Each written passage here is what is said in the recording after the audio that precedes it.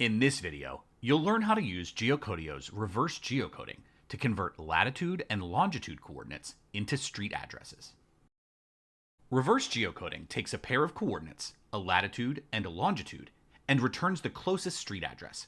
It's the opposite of regular geocoding, where you start with an address and get coordinates back.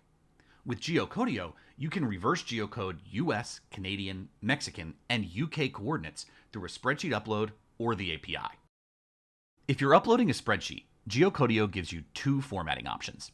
You can put latitude and longitude together in a single column, separated by a comma, or you can split them into separate columns, one for latitude and one for longitude.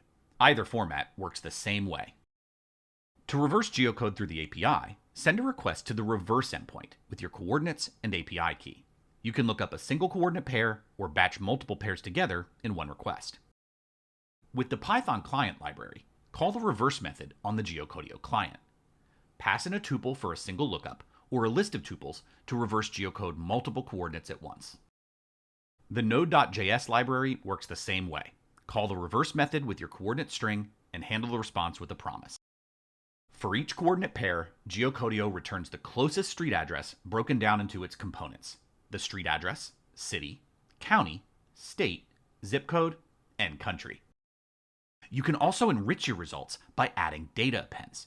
When reverse geocoding, Geocodio can return census tracts, congressional districts, time zones, zip+4 codes, school districts, and more alongside each address. Ready to get started? Head over to Geocodio to try reverse geocoding for free. No credit card required.